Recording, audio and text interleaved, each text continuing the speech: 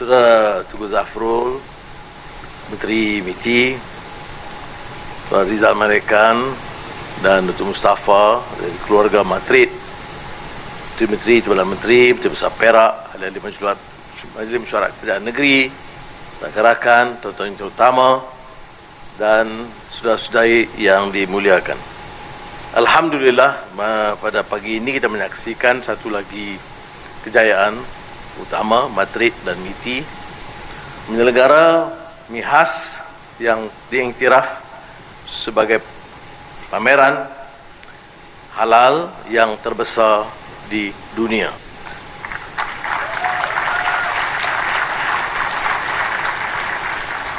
Dan yang lebih menarik ialah kerana kita juga mempertahankan ekosistem halal secara menyeluruh. Pensijilan masih kita ketuai di JAKIM tentunya, dan Madrid kerana usaha mereka menerobos ke peringkat antarabangsa, dan kini kita saksikan peningkatan pengguna halal itu telah mencecah satu jumlah yang lebih besar, bukan saja ke dunia atau negara-negara Islam, tetapi ke seluruh pelosok dunia antarabangsa. Umpamanya dalam kunjungan kita ke luar negara, sama di ASEAN, China, Eropah, dunia Arab tentunya, baru-baru ini ke Rusia, hampir tidak terlepas bicara dengan pemimpin-pemimpin, menekankan keperluan dan permohonan mereka supaya Malaysia berikan kerjasama bukan saja dari segi persijilan tetapi dari segi perdagangan, soal kegiatan halal. Jadi sektor halal ini tentunya didorong oleh faktor-faktor lain. Kadang kita tingkatkan, saya katakan, ekosistem, iaitu penambahan nilai, kebersihan dari segi kesihatan, keaslian yang telah mengangkat produk dan perkhidmatan halal Malaysia ke taraf yang lebih tinggi. Dan ini telah, seperti mana saya sebut, dapat dan mampu menerobos ke pasaran antarabangsa termasuk barat dan timur. Dan seperti mana diumum oleh Menteri Tugu Zafrul sebentar tadi, keputusan halal diterima di dunia Arab, terutamanya Dubai yang menjadi satu pusat perdagangan utama di dunia. Itu memungkinkan kita memperluaskan aspek perdagangan, utamanya Malaysia, dengan menekankan industri halal. Sudah saya ingin menyentuh hal ini dari sudut yang agak berbeza. Ia memberikan satu gambaran bahawa ekonomi Islam itu bukan lagi terletak pada institusi keuangan yang sebelumnya menerajui ekonomi Islam dari sudut penolakan sistem riba, dan ada kejayaan yang telah dicatat. Tetapi kalau dilihat dari segi maqasid syariah keseluruhan, ada usaha dan upaya peningkatan ini ialah memperluaskan ekosistem supaya matlamat itu harus dicapai. Melalui industri halal, kita mampu memenuhi suatu aspek yang lemah, yang tidak dapat dikuasai umumnya dalam industri atau sektor keuangan, iaitu dapat menyantuni dan melepasi kelompok yang selalu dianggap pedagang, peniaga dan elit kepada masyarakat terbanyak. Industri halal ini akan menyentuh setiap petani, nelayan, pengusaha kecil, SME, malah kedai-kedai runcit, kerana ia dapat memastikan penyertaan yang lebih meluas. Bagi saya, dalam mencapai maksud ekonomi madani dan semangat maqasid itu, maqasid syariah itu, ia mesti menyantuni hampir keseluruhan rakyat. Industri kewangan berjaya dalam beberapa bidang dan kita akui, tetapi dengan industri halal ia telah melebar kegiatan itu kepada suatu yang lebih menyeluruh. Sebab itu saya ingin menyatakan penghargaan khusus kepada Timbalan Perdana Menteri iaitu Sri Zahid Hamidi, yang kita minta Jemaah Menteri mohon supaya mengepalai pasukan peringkat tertinggi dapat menyelaraskan kegiatan, dan Majlis Pembangunan Industri Halal yang beliau pengusikan ini telah mengenal pasti aspek-aspek baru yang belum diterokai sebelumnya. Jadi bagi pihak kita mengucap terima kasih kepada beliau dan MITI dan Matrid selain berjakim kerana telah meletakkan Malaysia di tahap yang lebih meyakinkan.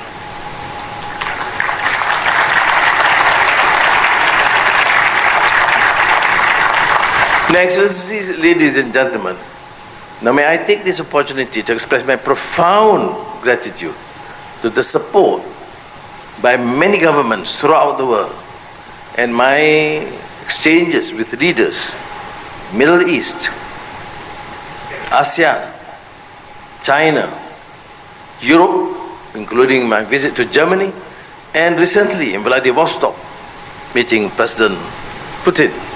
Without exception, almost all these countries, all these leaders have given a special attention to halal industry and their recognition to the role of Malaysian government and the authorities in promoting this and seeking our cooperation and collaboration to enhance trade investments that include the function of what is termed as halal and halal industry. And this is to my mind a remarkable feat achieved by Matrid and the government, because this is in a way we can explore the meaning of halal and why Islam recognizes the importance of halal, be it in the food product or cosmetics or any other related fields. And this is also an opportunity for us to explain, because initially the traditional understanding of halal is no pork. When we used to travel those days, we have to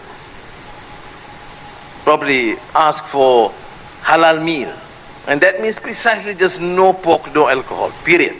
But halal in our understanding and context now, which you can see in this spectacular exhibition, is a way to understand that it means health.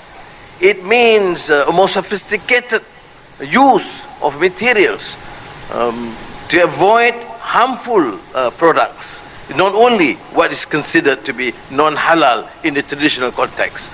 So the health aspect, the aspect of cleanliness, aspect of efficacy, an aspect of modern utilization, technological aspects are being considered, and therefore halal industry has now I should say achieved a more satisfactory high level sort of a product that is not only comparative to some other known products, but I think can be considered to be able to excel because it imposes conditions for certification beyond what is generally considered acceptable in the international field. So I must commend all of you who have been not only in the industry, but in the research, in the administration, in the planning and strategic consideration, for having gone so far and ensuring that halal is understood now more than just non-pork or non-alcoholic ingredients, but excel into something more acceptable in these days where the society expects a high quality product in terms of health, in terms of avoiding hazardous chemicals, and most of these halal certification now require these conditions, and therefore I am quite excited to be here, though I arrived from Kota Kinabalu almost at 3 a.m. last night or this morning.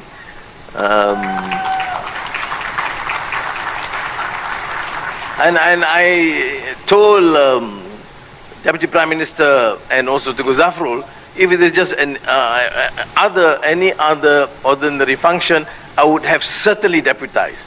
But because of the importance it plays, the support by almost 66 countries present today,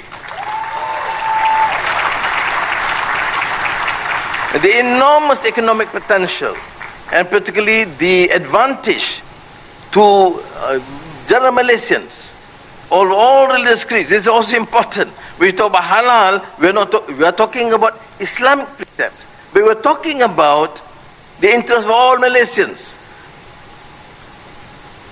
without discrimination. I mean, the halal industry is participated, as you see in this exhibition, by Muslims, Christians, Hindus, Buddhists. All participate as true Malaysians, ensuring success of the halal industry. So, Excellencies, and there will be new participation. And my encounter with our colleagues in Kyrgyzstan, Uzbekistan, Kazakhstan recently have shown that the interest, the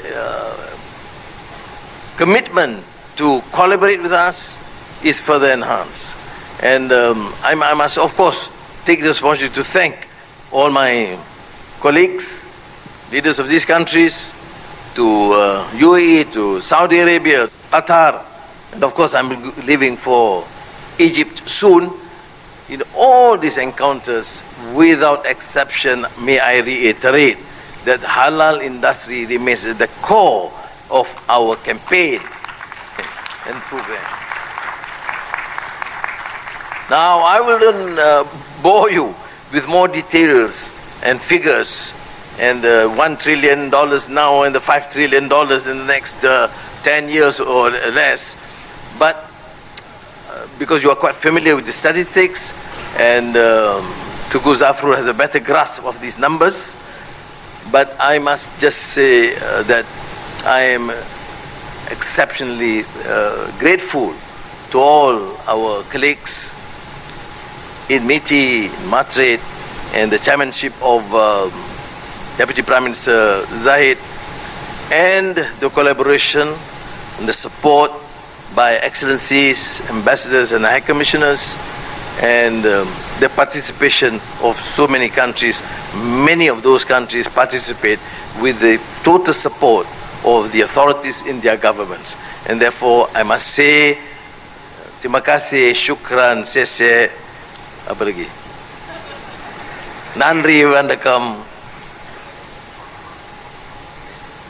Okay lah, sudah. Kamsahamnida. Arigatou gozaimasu. Assalamualaikum warahmatullahi wabarakatuh.